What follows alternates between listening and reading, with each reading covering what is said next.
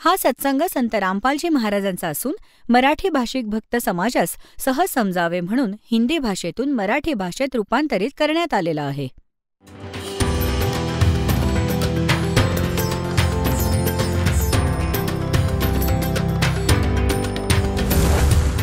और ज्ञान सब ज्ञान डी कबीर ज्ञान सो ज्ञान और जैसे घोड़ा तोब कायम करता चले मैदान. जगद्गुरु तत्वदर्शी संत रामपालजी महाराजांचे अमृत वचन सर्व पवित्र धर्मांच्या व पवित्र शास्त्रांच्या आधारावर. आता पुण्यात्म्यांनो, आपले पुरातन ग्रंथ आहेत पवित्र 4 वेद, पवित्र श्रीमद भगवद गीता, पवित्र 18 पुराण आणि महाभारत इत्यादी. हे सगळ्यात पुरातन ग्रंथ आहेत आपापले मानव समाजाचे. त्यानंतर अनेक वेगवेगळे, जसे ख्रिस्ती धर्म ईसाईजींच्या पदचिन्हांवर चालणाऱ्यांना ईसाई म्हणू लागले.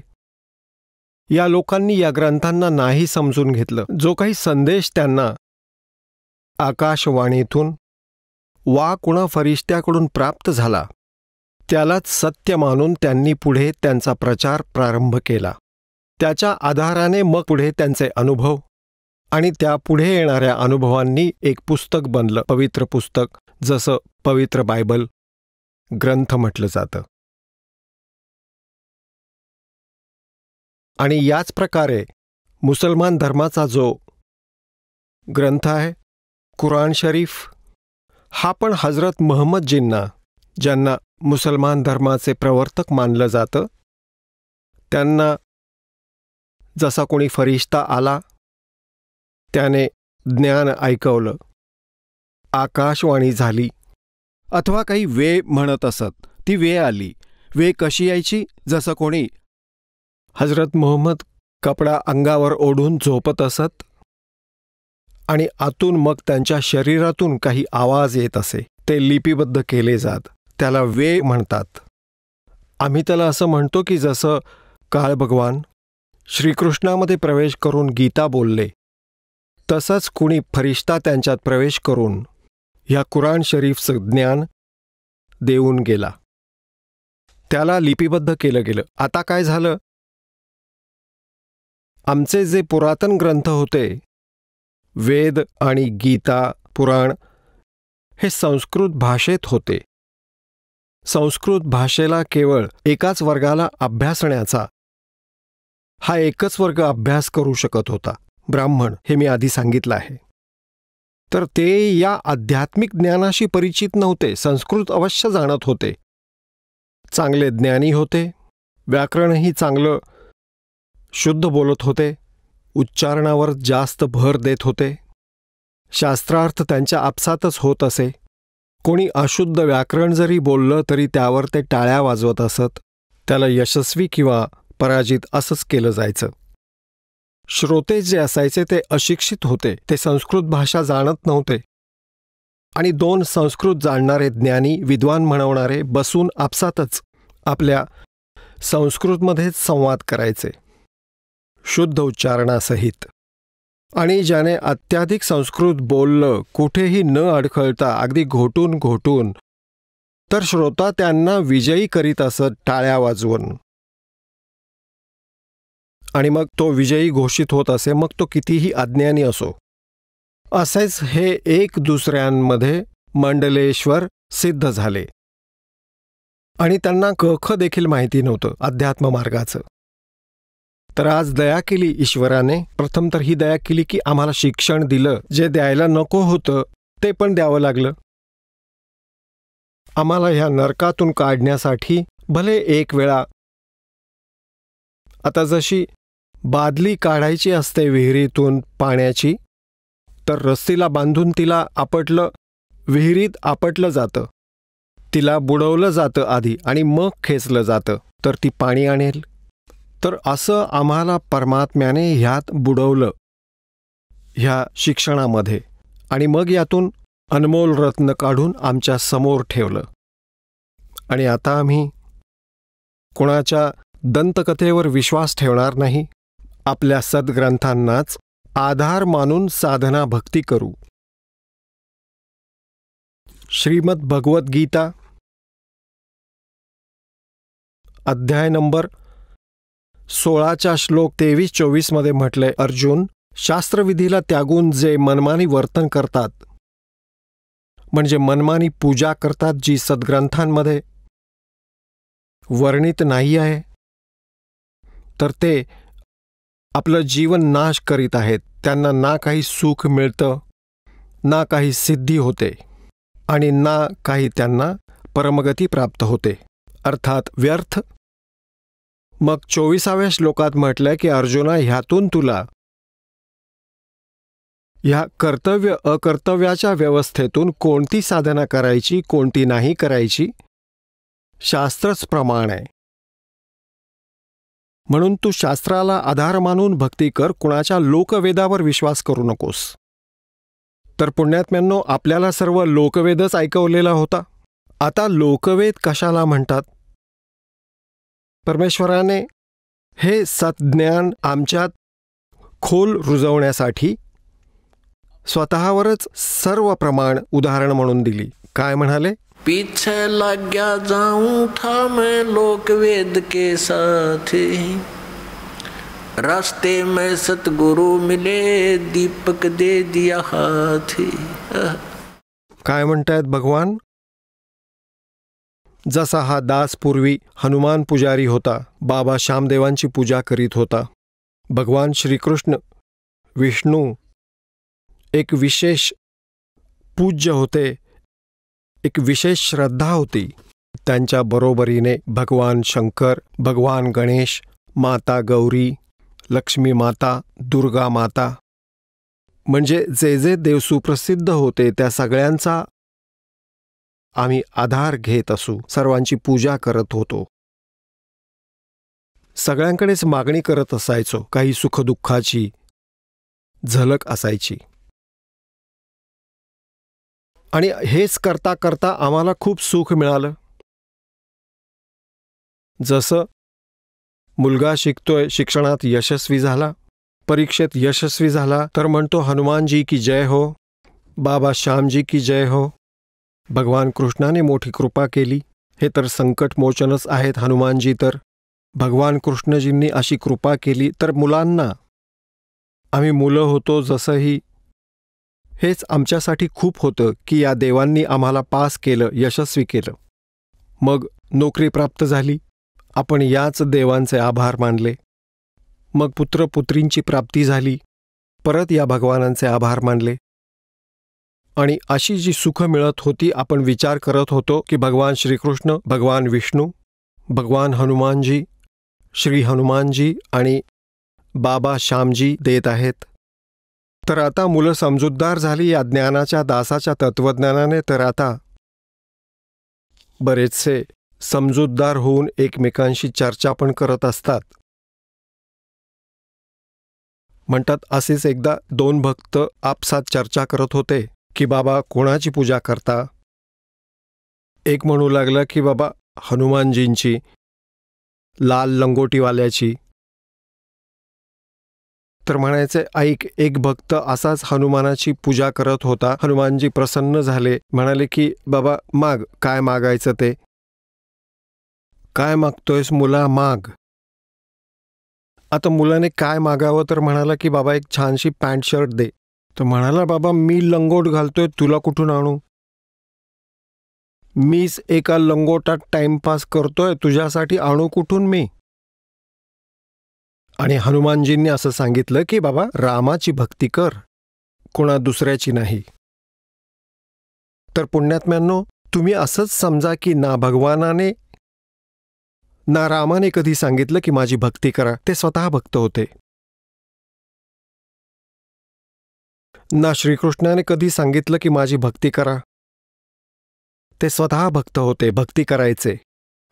राम कृष्ण से कौन बड़ो, उन्हों भी गुरु की ने, 3 लोक के वे धनी, गुरु आगे अधीन. परमात्मा कबीर साहेब म्हणतायत की सभी रामचंद्र को भजत हैं, जान मुक्ति को धाम, और रामचंद्र ने वशिष्ठ गुरु किया और उनको दिया उसने ओम नाम। आता किती सखोल विचार केला आहे हा की लोक श्रीरामाची भक्ती करतात आणि हे काय मोक्ष मिळवणार. आपल्या मोक्षासाठी श्री रामचंद्रजींनी वशिष्ठ गुरुजींकडून दीक्षा घेतली, त्यांनी ओम नाम दिलं, याचा जप करतो. मग हे रामचंद्रजी आपल्याला कसा काय मोक्ष देतील. तर अशा प्रकारे परमात्म्याने प्रत्यक्ष येऊन हे उदाहरण अनमोल ज्ञान सूक्ष्म वेद प्रदान केले. परमेश्वराने जे आपल्या मुखकमलाने ज्ञान दिलं स्वतः येऊन त्याला सूक्ष्म वेद असं म्हणतात, त्याला 5वा वेद असं म्हणतात, त्याला सच्चिदानंद घनब्रह्मची वाणी असं म्हणतात. तर पुण्यात्म्यांनो जो प्रसंग चालला आहे की परमात्म्याने सांगितलं की पीछे लग गया जाऊं था लोक वेद के साथ, रास्ते में सतगुरु मिल गए, ये दीपक दे दिया हाथ. तर अंधारात चाललो होतो, दिशा मिळाली नाही, कारण आपण भक्तीच्या प्रवासाचे आपण यात्री आहोत. आणि आम्ही ज्या प्रवासात भक्तिवाल्या प्रवासात चाललो होतो, पुढे जाऊन आम्ही जशी ही साधना करीत होतो, पुढे जाऊन परमात्मा म्हणजे सद्गुरू भेटले, त्यांनी आम्हाला तत्वज्ञान रूपी दीपक दिला. ह्या तत्वज्ञान रूपी दीपकाच्या प्रकाशात आम्हाला समजलं की आमची दिशा चुकीची आहे. आणि ज्या भगवानांना आपण अजरामर मानून आणि मुक्तीचं धाम मानून, मोक्षदायक मानून, संकट निवारण करणारे मानून आपण यांच्याकडे आश्रित होतो, तिथे आमचे डोळे उघडले. आता जसं श्रीमद भगवद्गीता अध्याय नंबर 2च्या श्लोक क्रमांक 46 मध्ये म्हटलंय की अर्जुन, खूप मोठ्या जलाशयाच्या प्राप्तीच्या नंतर एका छोट्या जलाशयाची ज्या प्रकारे आस्था राहते, ठीक तशाच प्रकारे पूर्ण परमात्म्याच्या गुणांनी त्याच्या तत्वज्ञानाशी परिचित झाल्यानंतर अन्य ज्ञानामध्ये, अन्य भगवान देवतांमध्ये अशी आस्था तुमची राहून जाईल. कशी राहील की जसा एक छोटासा तलाव असतो, जलाशय, 1 वर्ष पाऊस नाही पडला तर तो सुकून जातो.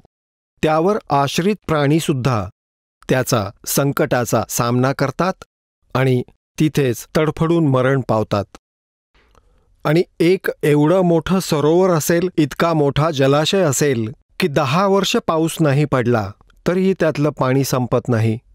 आणि तो जर मिळाला त्या प्राण्यांना, खूप पुरातन काळी जेव्हा गीता सांगितली त्या काळी पूर्ण हा मानव समाज ह्या सरोवरांवर आधारित होता, तलावांवर आधारित होता. एवढी घाण नव्हती तेव्हा जी आता आहे. गवत चारा खूप होत होता, जलाशय खूप मोठमोठे असत, काही छोटेही असत, तर आजूबाजूला पाऊस पडत असे. जडीबुटींवर पडलेलं पाणी त्याच्या आतमध्ये येऊन मिसळून जाई आणि तो 1 वर्षभर, आणि तळं असेल तर कित्येक वर्षांपर्यंत ते खराब होत नसे. तर त्यातच स्नानही करायचे, त्यामध्ये त्याचंच पाणीही प्यायचे, जलही प्यायचे, आणि थोडीफार बागबगीचा पण लावायचे आणि त्यातूनच ते सिंचनही करायचे. तर अशा प्रकारे ते आपला निर्वाह करायचे, झोपड्या बांधून त्याच्या आजूबाजूलाच राहायचे. तर सांगायचा भावार्थ हा की आम्हाला जेव्हा हे तत्वज्ञान झालं आणि पुन्हा तुमच्या समक्ष ते जाहीर केलं गेलं, तर तेव्हा आम्ही त्या छोट्या जलाशयांवर आश्रित होतो. श्री ब्रह्माजी, श्री विष्णूजी, श्री शिवजी. ब्रह्माजींची तर आम्ही पूजा करतच नव्हतो. हे तर आम्हाला आमच्या धर्मगुरूंनी सांगितलं की हे पूजेच्या योग्य नाहीत, यांची पूजा बंद केलेली आहे. दुर्गाजींनी, माईने, मायाने, ह्या शक्तीने यांना शाप दिला होता की यांची पूजा जगात होणार नाही. मग हे 2 देव राहिले, भगवान विष्णूजी आणि शंकरजी, यांची पूजा आम्ही करायचो. तर हे भगवान वाईट नाही आहेत, परंतु हे आपल्यासाठी सफिशियंट नाही आहेत, परिपूर्ण नाही आहेत. जसं त्या जलाशयाचं, छोट्या जलाशयाचं पाणी ते वाईट नव्हतं, पण ते पर्याप्त नव्हतं. त्यामध्ये कधीही आपत्तीशी सामना करावा लागत होता. ते स्वतःही सुकतं आणि त्याचे आश्रितही तडफडून भोगून भोगून मरतात. तर म्हणून ते काही वाईट नव्हतं. आणि असा कोण अजाण असेल की ज्याला मोठा तलाव, मोठं तळं मिळेल आणि मग काठावर बसून राहील त्या तलावाच्या? माहीत नाही, केव्हा पाऊस नाही पडला तर आटेल. असा अजाण कोणीच नसू शकतो. तर परमात्म्याने म्हटलंय की पीछे लग गया जाऊं था मैं लोक वेद के साथ, रस्ते में सतगुरु मिल गए, दीपक दे दिया हाथ. आता जसं ह्या एका छोट्या जलाशयाला जिथं 1 वर्षांनंतर पाऊस न पडल्याने तो सुकेल त्याचं पाणी, आणि त्याला जर कोणी असं सांगितलं की तो 100 वर्ष सुकतच नाही, हा तर कधी सुकतच नाही, अशी कोणी व्याख्या करतंय, तर तो किती, एकतर तो स्वार्थी आहे किंवा शराबी आहे किंवा महामूर्ख आहे.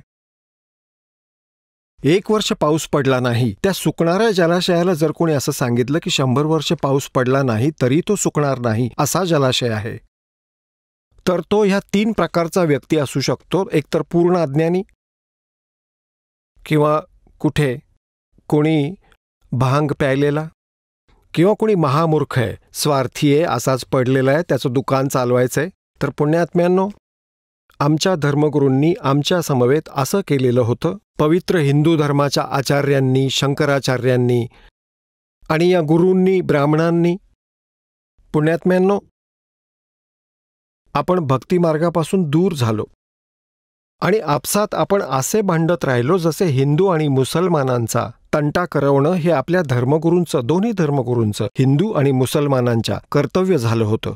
जराशी काही गोष्ट सांगितली सच्चाई तर त्याला मारा, कापा, आपल्या धर्माची बदनामी केली, ही शिक्षा दिली गेली आम्हाला. आपसात लढा, लढून मारा, कापून काढा, पहिलं सारं ऐका, समजून घ्या, तळापर्यंत जा, मग निर्णय घ्या. तर असा आमच्यात यांनी गोंधळ घातला होता. तर पुण्यात्म्यांनो, आता जरा विचार करावा लागेल, सखोल विचार करावा लागेल. तर इथे ब्राह्मण शब्दाचा अर्थ कोणत्याही जातीविषयी नाहीये. ब्राह्मण तोच आहे, जसं आता परंपरागत मार्गाने पाहिलं तर जसं पंडित म्हणजे ब्राह्मण, त्याला म्हणतात ज्याने कोणत्या तरी एका विषयात काही त्याने जी सफलता प्राप्त केली असेल त्याला पंडित म्हणतात. जसं शास्त्री म्हणतात. आधी पंडित ही उपाधी प्राप्त करणारा एका विषयाचा आचार्य असायचा, 2 विषयांचा पण असायचा, 3 विषयांचा देखील तो पंडित असू शकायचा. पंडित म्हणजे विद्वान व्यक्ती. तर दासांचे जे सत्संगाचे वचन जे असतील परमात्मा कबीरजींद्वारा सांगितलेले, आणि केवळ त्यावरच परिणाम करतील जे गुरुपदावर बसलेले आहेत, मग ते कोणत्याही जाती धर्माचे असोत. जे दिशाभूल करीत आहेत परमात्म्याच्या मुलांची, तर त्यांना गुरु म्हणा, त्यांना ब्राह्मण म्हणा, त्यांना पंडित म्हणा. हिंदू धर्माचे गुरु जे होते त्यांना ब्राह्मण म्हणायचे. ब्राह्मण सोय जो ब्रह्म पछाणे, म्हणजे ब्राह्मणचा अर्थ ज्याने ईश्वराला जाणलं तो ब्राह्मण आहे. तर आम्ही त्या गुरूंना ब्राह्मण म्हणा किंवा गुरु म्हणा, गुरु तोच असतो ज्याने भगवानाला चांगल्या प्रकारे समजलं, जाणलं, सिलॅबस वाचला आपल्या सद्ग्रंथांना. तर दासांचा उद्देश त्या ब्राह्मणांकडे नाही. जसं कोणी वैद्य होता आणि खूप मोठा चांगला मास्टर होता आपल्या कामात, नस तपासायचा, आजार जाणून घ्यायचा, औषध द्यायचा, लोकांना बरं वाटत असे, तर इतका प्रसिद्ध झाला. पुढं त्यांच्या 1-2 पिढ्या देखील थोडं बहुत कार्य, 1-2 मुलं त्या वैद्याचं कार्य करीत राहिली. तर त्यांच्या सगळ्या वंशजांना, येणाऱ्या पिढीच्या सर्व मुलांना असं म्हणू लागले की हे वैद्य आहेत, आणि तेही मग स्वतःला वैद्य म्हणवू लागले, जसं की एक आडनावच झालं. खरं तर आजही विद्यमान आहेत अशी मुलं जे वैद्य लिहितात आपलं आडनाव, आणि ते जाणत नाहीत पोटदुखीवरचा दवा, औषध, आणि तेही वैद्य म्हणवतात. तर जर कोणी डॉक्टर, वैद्य आणि वैद्याच्या औषधांबाबतच बोलत असेल की त्या वैद्याची औषधं बरोबर नाहीयेत, ती हानिकारक आहेत, तर ते त्या वैद्यांना लागू पडत नाही जे फक्त परंपरागत वैद्य म्हणवले जातात, परंतु जे ही औषधे देत आहेत आणि आताही वैद्याचं काम करीत आहेत त्यांच्याशी संबंधित आहेत या गोष्टी. जसे माझे पूज्य गुरुदेवजी हे या परंपरागत वैद्यांसारखे ब्राह्मण जातीचे होते, पण त्यांनी कधीच स्वतःला पंडित ब्राह्मण म्हटलं नाही. म्हणायचे माझा जन्म ब्राह्मण कुटुंबात आहे, पण मी पंडित नाही, ब्राह्मण नाही. जसं कुणा वैद्याच्या दूरदृष्टांताने तुम्ही चांगल्या प्रकारे जाणता की कुणी व्यक्ती डॉक्टरांची कोणतीही औषधं जाणत नाहीत, 2-4 गोळ्या लक्षात ठेवल्या टॅबलेटच्या नावांच्या, तर तो वैद्य नाही बनत. तर त्याला कोणी विचारलं, वैद्यजी तुम्ही वैद्य आहात? हो हो. मग मला काही औषध द्या. तो म्हणेल नाही, मी तो वैद्य नाही जसा तुम्ही समजताय. तर हीच गोष्ट आमचे पूज्य गुरुदेवजी सांगायचे की मी तो ब्राह्मण नाहीये जसं तुम्ही सगळेजण समजताय. मी संत आहे.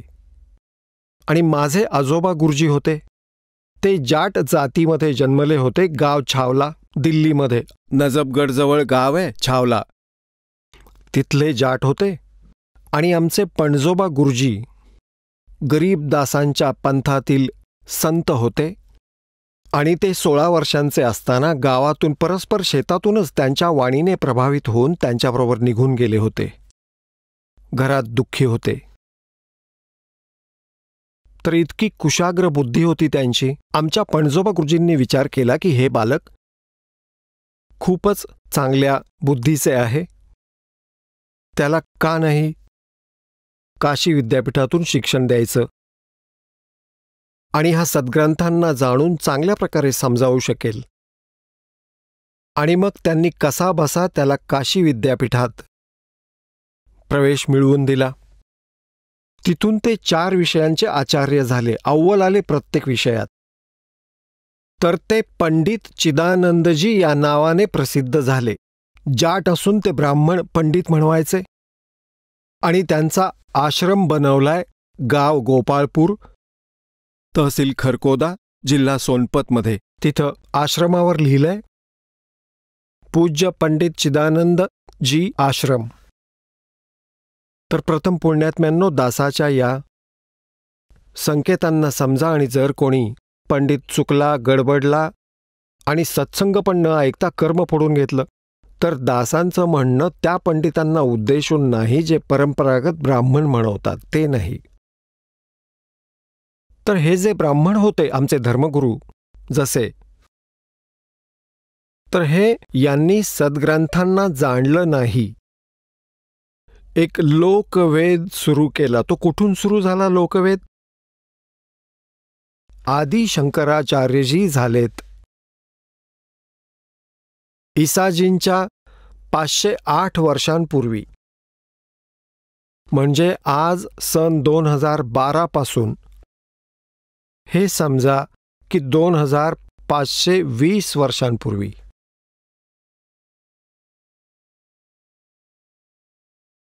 आणि ते 32 वर्ष फक्त ह्या जगात राहिले. ते विशेष पाठवले होते. कोणी? भगवान शिवजींनी शिवलोकातून.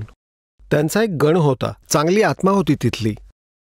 त्यावेळी त्यांचं इथे आगमन आमच्यासाठी एक वरदान म्हणून सिद्ध झालं. कारण त्यावेळेस बौद्ध धर्माचा खूप जास्त प्रसार होत होता. आणि महात्मा बुद्ध कोण होते? ते विष्णू लोकातून आलेले, स्वर्गातून आपला स्वर्गसमय पूर्ण करून आलेला पुण्यात्मा होता. आणि जो स्वर्गातून एकदम मानवी शरीरात येतो त्याचं इथे चित्त नाही लागत कित्येक दिवस. तर त्यांनी राज्य पण त्याग केलं. परमात्मा त्या सुखाच्या शोधात जसं त्यांना कळलं की भगवान देऊ शकतोय सुख, त्या कारणासाठी त्यांनी मनमानी आचरण सुरू केलं, हठयोग केला. कित्येक दिवस अभ्यासात राहिले, ना काही जलपान केलं. गया अंतर्गत बिहारमध्ये, बिहार प्रांतात गया शहर आहे, त्याच्या बाहेर एक वटवृक्ष होता, त्या खाली ते बसले. बरेच दिवस झाले कोणी पाहिलं हा काही खातपीत नाहीये, शरीर सुकून गेले, श्वास घेणं पण हळूहळू मंद होत गेले. एका माईने पाहिलं हा मरेल महात्मा. त्याच्या तोंडात हळूहळू चमच्याने थोडी थोडी खीर भरवायला सुरुवात केली. त्याने चाटणं सुरू केलं. तिसऱ्या दिवशी त्याने काही 2-4 चमचे खाल्ले तर ते हळूहळू शरीर पुन्हा ठीक होऊ लागलं. तर उठून चालू पडला आणि आपलं विधान, आपला सिद्धांत जसं त्याने त्याच्या बुद्धीने काम केलं. उठून सांगितलं की स्टार्वेशन कुड नॉट लीड टू सॉल्वेशन. भुके मरण्याने आत्मकल्याण नाही होऊ शकत. मग हा पुण्यात्मा होता. पूर्वीचे संस्कार चांगले असतात ते गुरुपदी प्राप्त होतात आणि काही जण वळतात राजनेता किंवा राजनीतीकडे. त्यांच्या शब्दात सुद्धा शक्ती असते.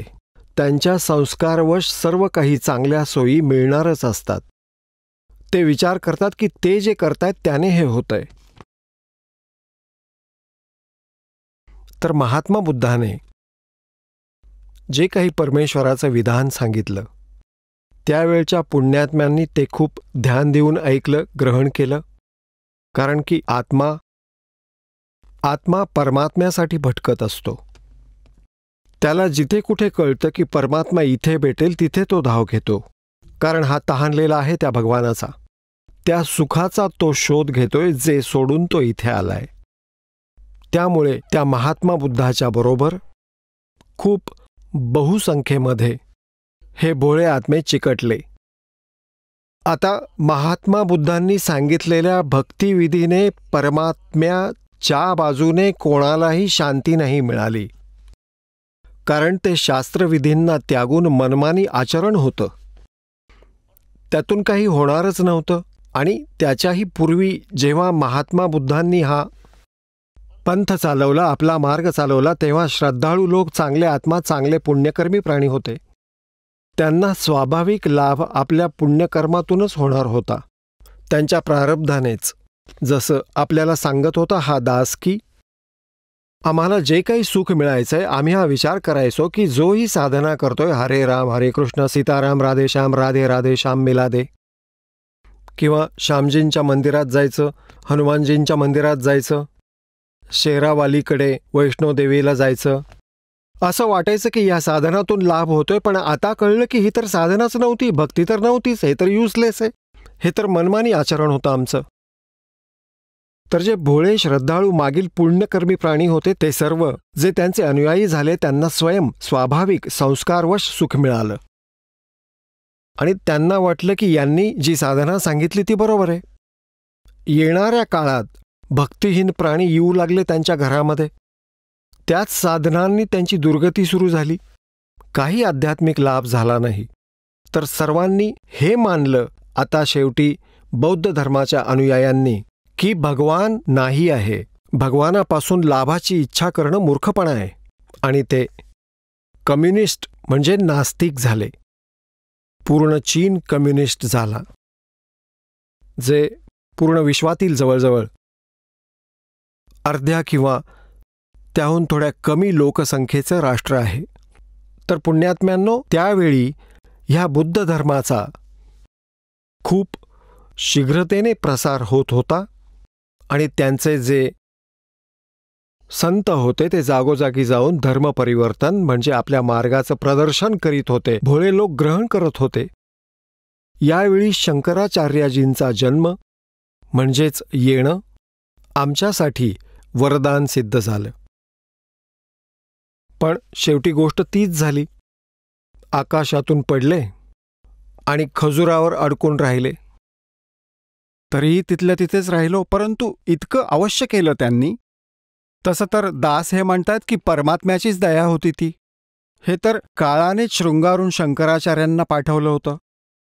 त्यांचं तर विधानच होतं की जीव हाच ब्रह्म आहे, त्यानंच तर ही सगळी सुरुवात करून दिली.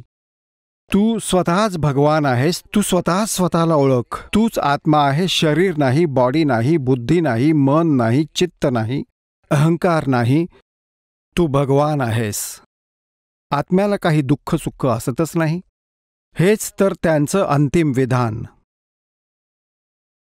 सांगा, हे काय शक्य आहे का? नास्तिक बनवण्याचा हा दुसरा जो प्रकार होता काळ भगवानांचा. मग परमात्म्याने पाहिलं, दया केली की त्याच्या ह्या विधानावर कोणी विश्वास ठेवायलाच तयार नाही. काय बडबड करतोय हा, काय बोलतोय? जीव हाच भगवान आहे. मग या मालकांनी दया केली यांच्यावर की भगवान शंकराची पूजा करा, भगवान विष्णूची पूजा करा आणि मंदिरं उभी करा. त्या भगवान शिवाची, भगवान विष्णूची, भगवान कृष्णाची, श्रीरामाची ह्या पूजा सुरू केल्या. जेव्हा जनता मानत नाही असं दिसलं तर अजून त्यांना ज्ञान नव्हतं, कारण की सतयुगातल्या ब्राह्मणांना ज्ञान नव्हतं तर कलियुगातल्या ब्राह्मणांना शंकराचार्यांना कसं असणार? आणि दुसरी गोष्ट अशी की यांच्या भगवानांनाच काही ज्ञान नव्हतं, ज्यांची पूजा हे दृढमनाने करीत होते आणि अजूनही करतायत. कोणाला? श्री विष्णूजींना, श्री ब्रह्माजींना, श्री शंकरजींना आमच्या सद्ग्रंथांचं ज्ञान नव्हतं. हे पुण्यात्म्यांनो, ही तर खूपच मोठी आश्चर्याची गोष्ट आहे. आणि दास सरळरित्या हे सगळं सांगतात कारण मला पूर्ण विश्वास झाला आहे परमात्म्याच्या ज्ञानाचा, अध्यात्म मार्गाचा. आता यांनाच आपल्या या सद्ग्रंथांचं ज्ञान नव्हतं, वेदांचं ज्ञान नव्हतं. श्रीमद भगवद्गीता ह्या 4 वेदांचा निष्कर्ष आहे. यांचं जे आहे सारभूत समजा, त्याचं हे संक्षेप म्हणजे संक्षिप्त असं हे वर्णन अधिकतर कोडवर्डमध्येच आहे. आणि वेदांशी तर ते परिचित नव्हतेच, कारण ते आकलनशक्तीच्या बाहेरचं होतं. परंतु श्रीमद भगवद्गीता ही सुद्धा परमात्म्याचीच दया आहे, जी कालभगवानाकडून वदवून घेतली श्रीकृष्णाच्या शरीरात प्रवेश करून. युद्धकाळात ज्ञानाचं काय काम? दोन्ही बाजू हत्यारं घेऊन उभे आहेत आणि तिथं ज्ञान सांगतायत. ही परमात्म्यानं दया केली आहे. आणि अशा प्रकारे आपल्या रिमोटद्वारे त्याने सगळं वदवून घेतलं आणि हेही सांगितलं की मी तर काळ आहे आणि मला शरण राहशील तर युद्ध करावंच लागेल. आणि जर परमशांती हवी असेल तर त्या परमात्म्याला शरण जा, जो परमशांतीदायक आहे. त्याविषयी सांगितलं की मला माहिती नाही 4थ्या अध्यायाच्या 34व्या श्लोकात. ते तर तू कोणा तत्वदर्शी संताकडे जाऊन त्या तत्वज्ञानाला समजावून घे, ज्या तत्वज्ञानामध्ये त्या परमेश्वराने स्वतः येऊन स्वतःच्या महिम्याची माहिती दिली आहे. ती सच्चिदानंद घनब्रह्माची वाणी आहे, ती समज. तर पुण्यात्म्यांनो, ह्या आदि शंकराचार्यजींनी आपला तर सिद्धांत सांगितला आहे की अहम ब्रह्मास्मी, अयम आत्मा ब्रह्म, तत्वमसी, प्रज्ञानम ब्रह्म. तर यांनी 4 मठ स्थापन केले, 4 पीठं स्थापन केली पूर्व, पश्चिम, उत्तर, दक्षिणेला. त्यांनी स्वतःच्या वेगवेगळ्या पदाधिकाऱ्यांची शंकराचार्य म्हणून नेमणूक केली. त्या प्रत्येकाला एक एक वेद की तू फक्त हाच वेद वाचशील आणि त्याचा प्रसार याच भागात करशील आणि हा तुझा मंत्र आहे अहम आत्मा ब्रह्मास्मी. आणि दुसऱ्याचं महावाक्य सांगितलं तत्वमसी. तत्वमसी, तत् म्हणजे तो परमात्मा, तूच आहेस. त्व म्हणजे तू, असी म्हणजे आहे, तर परमात्मा तूच आहेस. अहम ब्रह्मास्मी, मीच ब्रह्म आहे, मीच परमात्मा आहे. आणि अहम आत्मा ब्रह्म, हा आत्माच ब्रह्म आहे. मग भक्तीची काय आवश्यकता राहिली? आणि मग हे काय, भगवान विष्णूची पूजा करा, भगवान शिवची पूजा करा. आणि जर भगवान शिव, कृष्ण आणि रामचंद्रजी आहेत तर मग जीव काय राहिला? हा जीव आत्मा ब्रह्म कसा राहील? तर यालाच म्हणतात उवाबाई. कबीर साहेबांनी त्या परमेश्वराने सच्चिदानंद घनब्रह्माच्या वाणीमध्ये 5व्या वेदात सांगितलं आहे के माला पैर हुए हैं मुक्ता, सटदल उवाबाई बकदा. ह्या सर्व कंठी माळा घालून, कपाळावर तिलक लावून आणि असे दिसतायत जसे एक पोहोचलेले महापुरुष आहेत. आणि परमात्मा म्हणतायत थी माला सुमरणी और पैरे से क्या हो, ऊपर डुंडा साधका भीतर राख्या खो, अंतर राख्या खो. वरून तर महात्मा दिसतायत, संस्कृत बोलतायत, माळा घातलीये, टिक्की बिंदी लावलीये, काहीतर मुंडण करून घेतलंय, घोटून वस्त्र फिरवून मुंडण केलंय. म्हणतायत ते ऊपर डुंडा साधका. वरून तर देखावा असा केलाय की तो महात्माच दिसतोय. अंतराख्या को आतून तर पूर्ण खोकला दिसतोयस, तर स्वतःही डुबणार आणि शिष्यांनाही डुबवणार. तर पुण्यात्म्यांनो, आपण खजुरावर अडकलेले होतो आणि कबीर परमेश्वर पूर्ण परमात्मा आमच्या पित्याने 600 वर्षांपूर्वीच आम्हाला त्या खजुरावरनं खाली उतरवण्याचा प्रयत्न केला होता की खाली या, परंतु आम्ही खाली न उतरता त्यांना मात्र शिव्या देऊ लागलो, कारण आम्ही तो खजूरच पृथ्वी मानून बसलो होतो. कित्येक वर्ष आम्ही तिथेच लटकत होतो, बरीच वर्ष. तर पुण्यात्म्यांनो, आता परमात्म्याने आम्हाला दृष्टी प्रदान केली ज्ञानाची. अध्यात्म ज्ञानाचा आम्हाला मोतीबिंदू झाला होता. त्या मोतीबिंदूचं ऑपरेशन करण्यासाठी प्रथम आपल्याला शिक्षण दिलं, मग या दासाला ही दीक्षा दिली आणि हे ज्ञान दिलं की या दासाला आता सर्जन बनवलं आपल्या सगळ्यांसाठी. आध्यात्मिक अज्ञानाच्या त्या मोतीबिंदूचं ऑपरेशन करून देईल आणि तुम्हाला साफ दिसायला लागेल. तुम्ही यशस्वी व्हाल, ज्ञानाला समजाल. त्यासाठी तुम्हाला थोडं धैर्य ठेवावं लागेल, कारण हे ज्ञान एका दिवसात समजून येईल असं नाही. 1-2 तासाच्या सत्संगात तुम्हाला हे संपूर्ण समजून येईल असं नाहीये, परंतु म्हणतात धीरे धीरे रे मना और धीरे सब कुछ हो, माली सी सोगड़ा समय आए फल हो. तर हळूहळू याला ऐकत राहा, तुम्हाला खूप समाधान मिळेल, ज्ञान पण मिळेल. तर प्रसंग चालू आहे की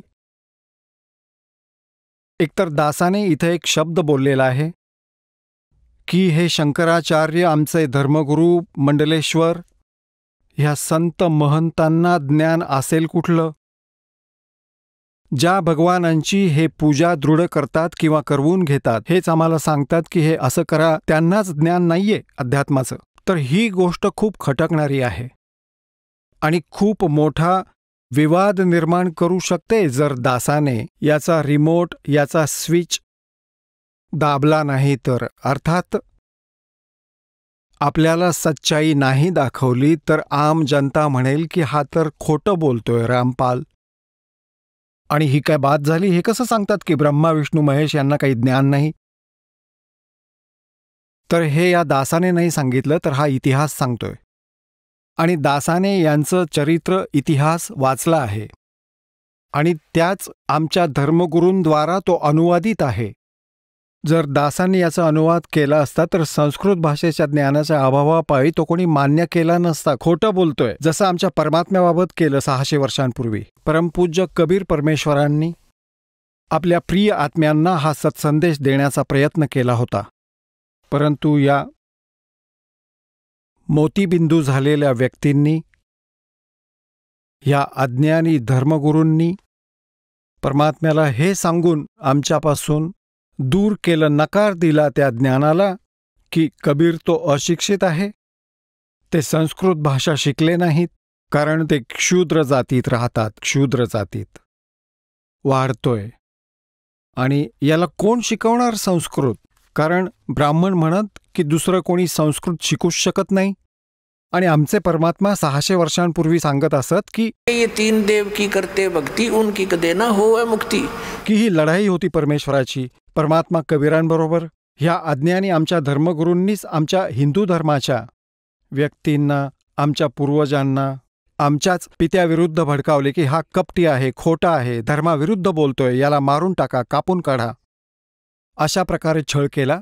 पण ते तर परमात्मा होते, त्यांचं काही वाकडं करू शकत नव्हते, पण त्यांना कोणी मानलं नाही आणि मानूही दिलं नाही. अशा प्रकारे परमात्मा त्या मुल्ला आणि काझींना सांगत असत की तुम्ही मिसगाईड झालेले आहात. हजरत महम्मदजींनी बळी देण्याबाबत कधी सांगितलं नव्हतं. तुम्ही आपला मनमानी हा मार्ग चालवलाय, पापाचे भागीदार बनवताय पूर्ण समाजाला. परमात्मा म्हणत असत की हे के नबी मोहम्मद नमस्कार है, राम रसूल कहाया, 1,80,000 को सौगद जिन नहीं कर चलाया. अरस कुरस पर अलह तकत है, खालिक बिन नहीं खाली, और वो पैगंबर पाक पुरुष थे साहिब के अब्दाली. मग काय सांगितलं? की आम्ही मोहम्मदना तिकडे घेऊन गेलो. जसं परमात्म्याचं विधान आहे, वेदात वर्णित आहे. परमात्म्यांनी 600 वर्षांपूर्वी कबीर भगवानजींनी सांगितलं की वेद हाच माझा भेद आहे. मैं मिलूं न वेदन माही और जोन वेद से मैं मिलूं वो वेद जानते नाही. परमात्म्याने सांगितलं की हे 4ही वेद माझ्या महिम्याचं गुणगान करतायत, परंतु या 4 वेदांमधील वर्णित विधी केवळ ब्रह्मपर्यंतची आहे आणि इथपर्यंतची जी क्रिया आहे, यज्ञ आहे, त्याची माहिती आहे. ही ब्रह्मपर्यंतची साधना आहे. यातून ब्रह्मलोकाची प्राप्ती होऊ शकते. यानंतर परत पुनर्जन्म आणि 84 लाख योनींचं संकट कायमच असेल. परंतु ह्या सूक्ष्म वेदामध्ये जो माझ्या प्राप्तीचा विधी आहे ते हे 4 वेद जाणत नाहीत. ते स्वतःच म्हणतायत आम्हाला नाही माहिती, त्या तत्वदर्शी संताला विचारा. यजुर्वेद अध्याय 40 मधील श्लोक 10 पासून 13 पर्यंत हेच स्पष्ट केलं आहे. एकतर विद्वान आणि अविद्वानाची परिभाषा सांगितली आहे आणि एकाने असं सांगितलं की कोणी परमात्म्याला उत्पन्न होणारा, जन्म घेणारा साकार असल्याचं सांगतो, जो अवतार रूपात येतो. कोणी निराकार सांगतो. ह्याची खरी माहिती तत्वदर्शी संतच देतील, त्यांच्याकडून ऐका. असंच गीतेच्या 4थ्या अध्यायात श्लोक 34 मध्ये सांगितलंय की ज्या तत्वज्ञानाला परमेश्वराने स्वतः येऊन सांगितलं आहे ते तू तत्वदर्शी संताकडे जाऊन समजून घे. त्यांना दंडवत प्रणाम केल्याने ते परमात्म तत्वाला जाणणारे ज्ञानी महात्मा म्हणजे तत्वदर्शी संत तुला त्या परमात्म तत्वाचं ज्ञान देतील, त्या परमात्म्याचं ज्ञान देतील.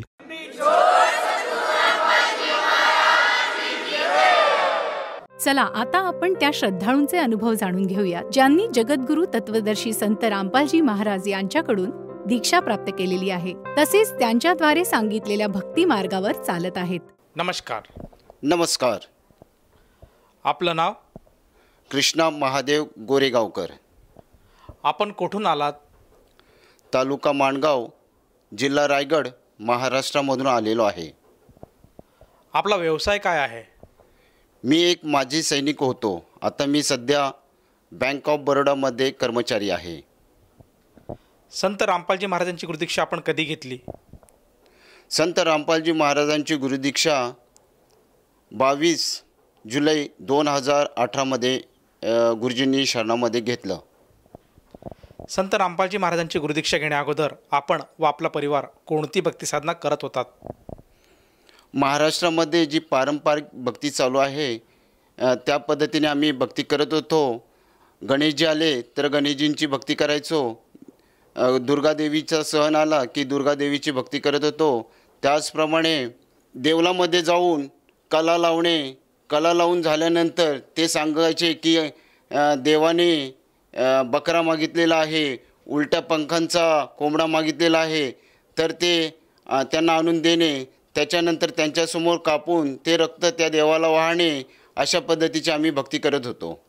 सर, जसं तुम्ही सांगत आहात की महाराष्ट्रामध्ये जी पारंपरिक भक्ती साधना आहे ती आपण करत होतात, तर असं असताना संत रामपालजी महाराजांचा मार्ग आपल्याला कसा कळाला आणि काय कारण जमलं की संत रामपालजी महाराजांच्या शरणात आपण आलात? ही एक मोठी कहाणी आहे. मी जेव्हा सैनिकांमधून रिटायर झालो तर मी घरी आल्यानंतर 1 वर्षाच्या आतमध्येच माझ्या आईला कॅन्सर झाला. माझ्या आईला कॅन्सर झाल्यानंतर मी प्रत्येक हॉस्पिटलमध्ये तिला घेऊन गेलो. आईचं वय झाल्यामुळे सर्व डॉक्टरांनी हात वरती केले. डॉक्टर म्हणाले की आईचं वय झालेलं आहे, ऑपरेशन होणं असंभव आहे, परंतु ते आता देवाच्या हातामध्ये आहे. मग आता देव कोण यासाठी सर्व देवी देवतांकडे धाव केली, परंतु कोणत्याही देवी देवताने माझ्या आईला वाचवली नाही. शेवटी 6 महिन्यानंतर त्या आईचा अंत झाला. तिने शरीर सोडलं. शरीर सोडल्यानंतर देवांवरची जी माझी भक्ती होती ती उडाली आणि मी भक्ती करणं सोडून दिलं. मी बँकमध्ये जॉब करत असताना माझ्याबरोबर संत रामपालजी महाराजांचे एक शिष्य होते. ते सतत वारंवार मला सांगत होते की आपण खूप दुःखी आहात, घरामध्ये कष्ट आलेले आहे, खूप टेन्शनमध्ये असताय, तर आपण हे पुस्तक वाचा. मात्र संत रामपालजी महाराज हे एक साधारण मनुष्य आहेत असंच मी समजत होतो. ते पुस्तक वाचून भगवान भेटल याची मला आशा नव्हती, कारण देवी देवतांनी आपल्या आईला वाचवलं नाही, मग हे जे पुस्तक कसं काय वाचवेल, त्यानुसार मी त्यांना मनाई करत होतो. परंतु वारंवार ते बोलत असायचे, पुस्तक टेबलवरती ठेवायचे, ते पुस्तक उचलून मी ड्रॉवरमध्ये टाकायचो.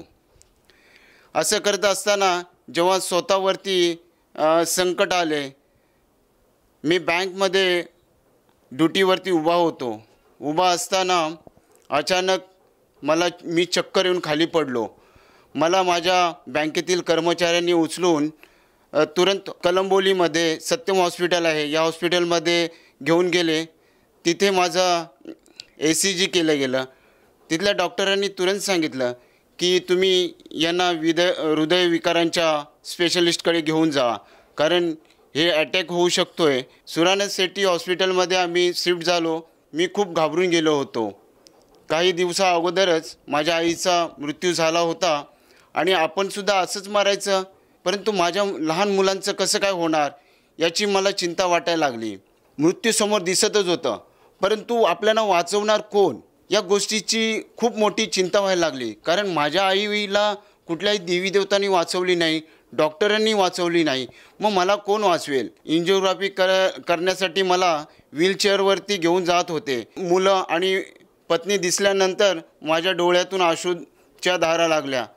मला खूप वाईट वाटत होतं की आपण जगू की मरू, असा कोणता देव आहे जो मला ह्या संकटातून काढेल, असं डोक्यात विचार यायला लागलं. त्या क्षणी संत रामपालजी महाराजांचं अचानक डोळ्यापुढे प्रतिमा समोर आली आणि एकदम शरीरामध्ये असं हुरहुर व्हायला लागलं.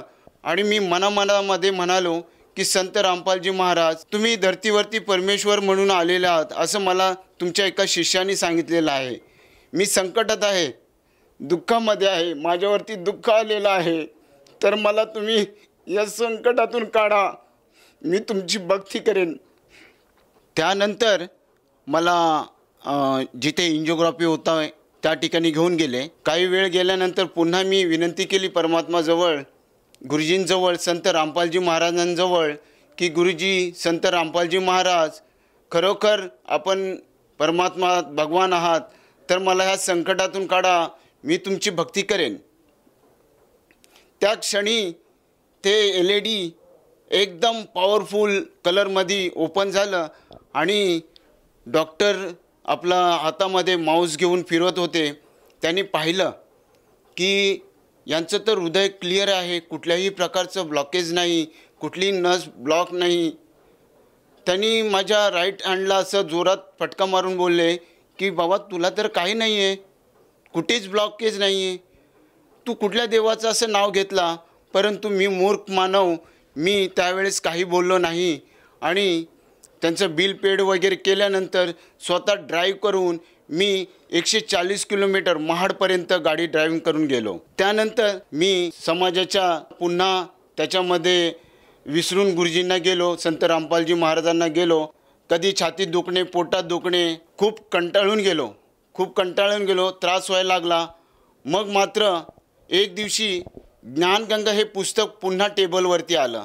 पुस्तक ओपन केल्यानंतर संत रामपालजी महाराजांचं फोटो बघता क्षणी डोळ्यातून पाणी आलं.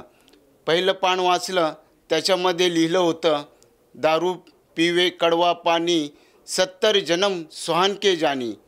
तर मी तर महापापी नीच, मी फौजी असल्यामुळे खूप दारू प्यायचो, नशा खूप करायचो आणि त्या नशेच्यामुळे मी माझ्या घरामध्ये मुलांना मारपीट करणं, बायकोला मारपीट करणं, भांडणं करणं, घरामध्ये खूप क्लेश असायचा, कधीच सुख लाभलं नव्हतं. सुट्टी होता क्षणी मी पुस्तक घेऊन आपल्या घरी गेलेलो आहे. घरी गेल्यानंतर भांडण न करता ते पुस्तक वाचत बसलो. वाचता वाचता डोळे झाकले गेले, पुस्तक माझ्या छातीवरती पडलं होतं आणि ते पुस्तक माझ्या परिवारात माझ्या पत्नीने ते पुस्तक उचलून काढलं की हे प्रत्येक दिवशी घरात आल्यानंतर भांडणं करतात, आज शांत का झोपले, म्हणून त्यांनी ते गपचूक वाचायची सुरुवात केली.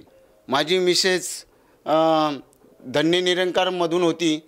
संत रामपालजी महाराजांना एकच विनंती करायला लागलो की परमात्मा, मला तर हे ज्ञान समजवलं, पण माझ्या घरातल्या सगळ्यांना समजवा आणि आम्हा सर्वांना मुलांसह मला तुमच्या चरणी घ्या. त्यानंतर स्वतःहून माझी मुलं, माझी पत्नी स्वतःहून बोलले की आपण हे सत्संग कुठे होत आहे, इथे जाऊया. सत्संगमध्ये आल्यानंतर बालकुम या ठिकाणी आम्ही सहपरिवार गुरुजींची नामदीक्षा घेतलेली आहे.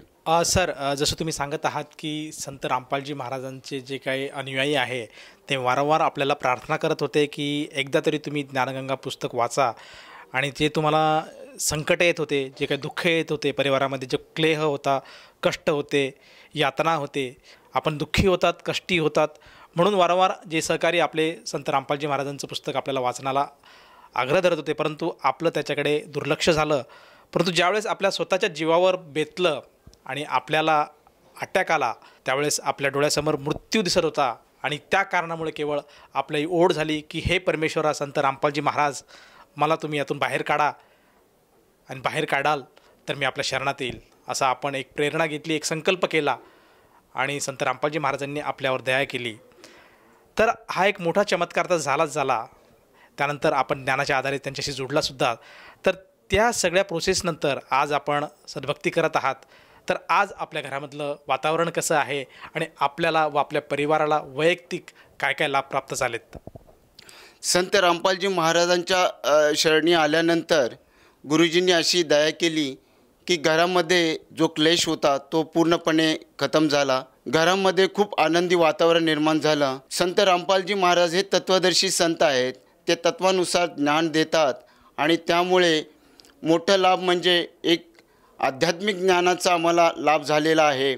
आध्यात्मिक ज्ञानामुळे आम्हाला मुक्तीचा मार्ग भेटलेला आहे, आणि मुक्तीमुळे आम्ही इथे 84 लाख युनीमध्ये फिरणार नाही याची आम्हाला खूप मोठी हमी, गॅरंटी झालेली आहे. मी नशा करत होतो, नशा तर बिलकुल दूरच, पण ती हात लावणं किंवा त्याचा वास घेणंसुद्धा आता उलटी होत आहे. मी छातीवर हात ठोकून म्हणतो, संत रामपालजी महाराजांची नामदीक्षा घेतल्यानंतर ज्यांनी नशा सोडलेली आहे ते पुन्हा कधी करत नाही, हे मात्र निश्चिंत आहे, कारण मी स्वतःच्या अनुभवानुसार सांगत आहे. सर, जसं तुम्ही सांगितलं की संत रामपालजी महाराजांच्या शरणात येण्या अगोदर आपल्याला अटॅक आला होता आणि आपण हॉस्पिटलमध्ये गेला होतात, परंतु चमत्कार असा झाला की परमेश्वराने त्यातले रिपोर्ट हे नील केलेत आणि आपल्याला कुठल्याही प्रकारचा त्रास झाला नाही आणि आपण त्यातून बाहेर आलात. हा एक दैवी चमत्कार आज आपल्यासमोर बघायला मिळतो आहे. तर दर्शकांना आपण त्यावेळेस जी काही परिस्थिती झाली, ज्या हॉस्पिटलमध्ये आपण गेला होतात, तेथे आपल्या जे काही चाचण्या झाल्या, जे काही रिपोर्ट्स काढण्यात आल्यात, ते आपल्याला दर्शकांना दाखवता येतील का? होय, ते रिपोर्ट्स माझ्याकडे अवेलेबल आहेत. मी दर्शकांना दाखवू इच्छितो. हे सुराणा हॉस्पिटलची फाईल आहे. ECG आणि TDUCO केला होता, त्याचे रिपोर्ट्स आहेत पॉझिटिव्हवाले. हे ECGचं रिपोर्ट आहे जे पॉझिटिव्ह सांगत होतं, आणि काही TDUCO केलेले आहेत त्याचे हे सारे रिपोर्ट्स आहेत, ज्यामध्ये हृदयविकार असल्याचं मला सांगत होते. परंतु ज्यावेळेस मी संत रामपालजी महाराजांजवळ अंतःकरणातून, हृदयातून विनंती केली, त्यावेळेस परमात्मानी, माझ्या गुरुजी संत रामपालजी महाराजांनी माझ्यावरती मेहर केली, आणि त्यानंतर त्यांनी माझा एन्जिओग्राफी केला. त्यावेळेचे हे रिपोर्ट आहेत. तर कुठल्याही प्रकारची नस ब्लॉक नाही आहे, नाही माझ्या हृदयामध्ये कुठल्याही प्रकारचा आजार सापडला. ही सर्व मेहर संत रामपालजी महाराजांची आहे, आणि आज मी निरोगी, बिलकुल स्वस्थ आहे. सर, जसं तुम्ही सांगत आहात की संत रामपालजी महाराजांच्या शरणात येण्यापूर्वीच संत रामपालजी महाराजांनी आपल्याला दृष्टांत दिला. जो काय आपल्या हृदयाचा विकार आपल्यामध्ये जडला होता, जो काय अटॅक आपल्याला येऊन गेला, त्यातून संत रामपालजी महाराजांनी आपल्याला सुखरूप बाहेर काढलं, आणि जे चमत्कारिक दृष्ट्या ते रिपोर्ट सगळे चेंज झाले, आणि एकसुद्धा ब्लॉकेज आज आपल्या शरीरामध्ये, हृदयामध्ये दाखवण्यात येत नाही. म्हणजे परमात्माची दया आपल्यावर झाली. तर आपल्या ह्या अनुभवातून आपण जे आज रोगी आहेत, कष्टी आहेत, जे नाना प्रकारचे दुःखापासून त्रस्त आहेत, रोगापासून त्रस्त आहेत, काही शारीरिक, मानसिक, आर्थिक स्वरूपात जे काही आशेचा किरण शोधत आहेत, की कोणीतरी एक संत, कोणीतरी एक शक्ती जी आपल्याला या संकटातून बाहेर काढेल, अशा स्वरूपात बरेचसे लोक आज समाजामध्ये बघाव्यास मिळतात, आणि ते अंतःकरणापासून परमात्माचे शोध घेत आहेत.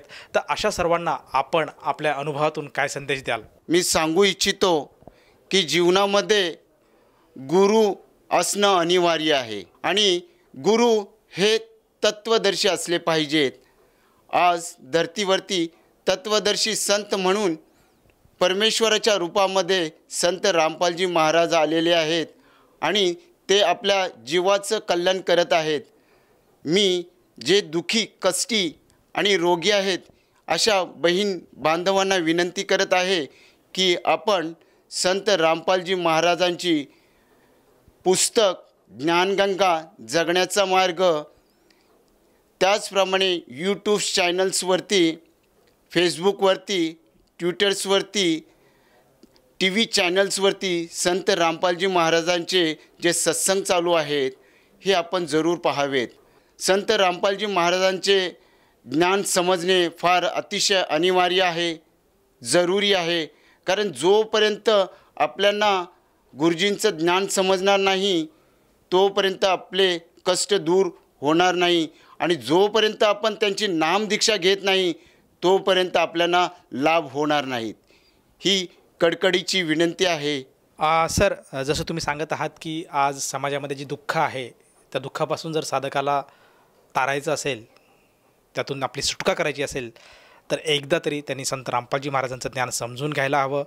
आणि संत रामपालजी महाराज समाजामध्ये जी काही सद्भक्ती देत आहेत त्या सद्भक्तीच्या जोरामुळे त्या रोग्याचं ते रोग दूर होतो, त्याचप्रमाणे त्याचे जे कष्ट आहे त्याचं हरण होतं.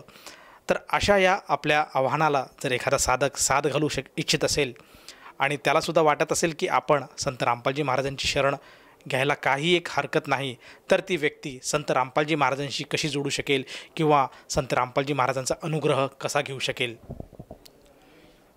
सर्वांकडे मोबाईल्स आहेत, यूट्यूब चॅनल, ट्विटर्स, फेसबुक, त्याचप्रमाणे इंस्टाग्रामवरती संत रामपालजी महाराजांचे अनेक सत्संग येत आहेत. टी व्ही चॅनल्सवरती सुद्धा सत्संग येत आहेत आणि त्याखाली एक पट्टी चालत आहे, त्यावरती काही नंबर लिहिलेले आहेत. कोणत्याही एका नंबरला तुम्ही डायल करा. संत रामपालजी महाराजांचे आज 500पेक्षा अधिक नामदान सेंटर आहेत. आपल्या जिल्ह्यामध्ये संत रामपालजी महाराजांचं नामदान सेंटर आहे. तर त्यांच्याजवळ संपर्क साधून आपल्या जीवनाचं कल्याण करण्याचा प्रयत्न करा, हीच माझी विनंती आहे. सर, जसं तुम्ही सांगत आहात की संत रामपालजी महाराजांच्या दयेने आज महाराष्ट्रामध्ये म्हणजे साहजिकच प्रत्येक जिल्ह्यामध्ये म्हणा त्यांचे नामदान सेंटर आज उभारलेले आहेत आणि तेथे जाऊन तो साधक त्यांच्याशी संपर्क करू शकतो आणि त्यांची नामदीक्षा घेऊ शकतो. तर मला हे विचारायचं की या नामदीक्षेसाठी, या गुरुमंत्रासाठी किंवा या साधनेसाठी त्या साधकाला किती पैसे मोजावे लागतात? गुरुदीक्षा घेण्यासाठी कुठल्याही प्रकारचं पैसे द्यावे लागत नाही. निःशुल्क संत रामपालजी महाराज आपल्या लेकरांसाठी निःशुल्क नामदान सेंटर खोललेले आहेत आणि तिथे जाऊन आपण निःशुल्क नामोपदेश घ्यायचा आहे. धन्यवाद. धन्यवाद सतसाहेब.